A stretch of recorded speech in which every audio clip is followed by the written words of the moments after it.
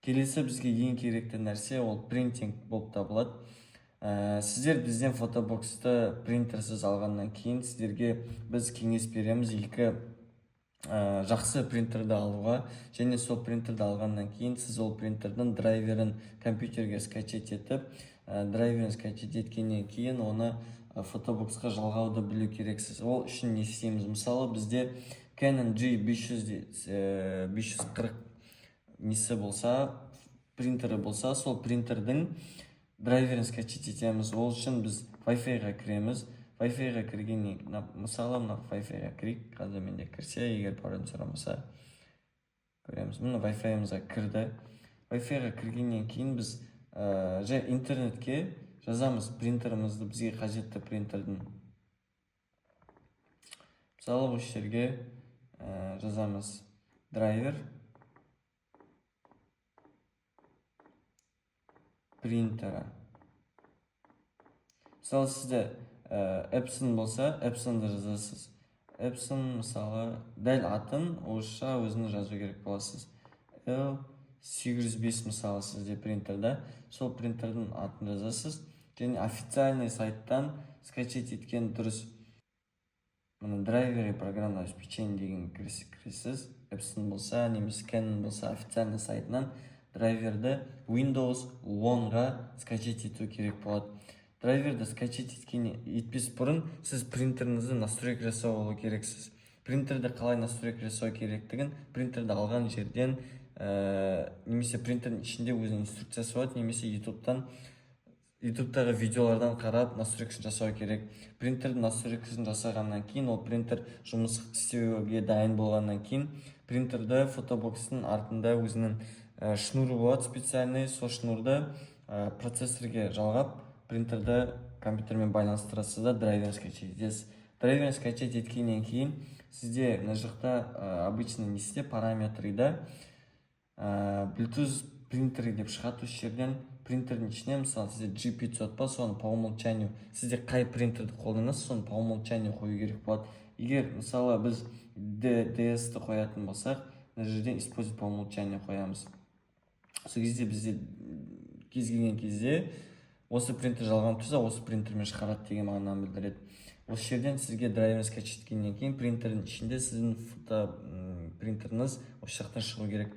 Егер сол жақтан шығып тұрса, значит ол осы принтингтің ішінен конфигур принтердан да шығады. Және мысалы бізде DS па, DS-ті таңдау керек боламыз. Және осы жерден уже біз фотобокстың программасының ішінен настройка жасау керек боламыз. Яғни осы жерде бумаги, качество, цветная печать, сізде қандай принтер, соған байланысты сізде настройкасы болады.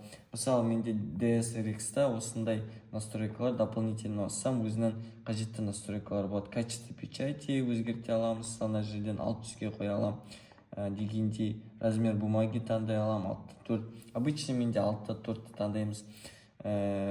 Ол DSRX1 деген принтерда. Обычно струйный принтерда, мысалы сіздерде егер струйный принтер болса, қарапайым осы жерден сіз фотопечать қою керексіз, печать без полей деген галочка тұру керек. Және екі түрлі режим болады. Качество печати высокийға қою керек болса, высокийға қоясыз, егер качествоны жоғары қойғыңыз келсе. А егер стандарт жарайды десеңіз, онда стандартта тұра береді.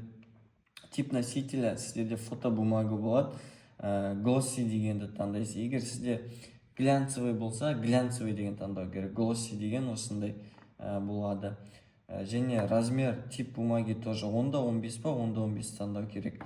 Обычно фотобокстың программасында біз жұмыс істеген кезде тек қана осы 10-15 пен ғана қолданамыз. Источник бумаги барлығын осы жерде, сіз оны барлығын өзіңіз білу керексіз. Біз сіздерге оны басқашалай үйрете алмаймыз. Качество печати егер осы жерден высокийға қоятын болсаңыздар, ол на жақта да высокийға ауысады.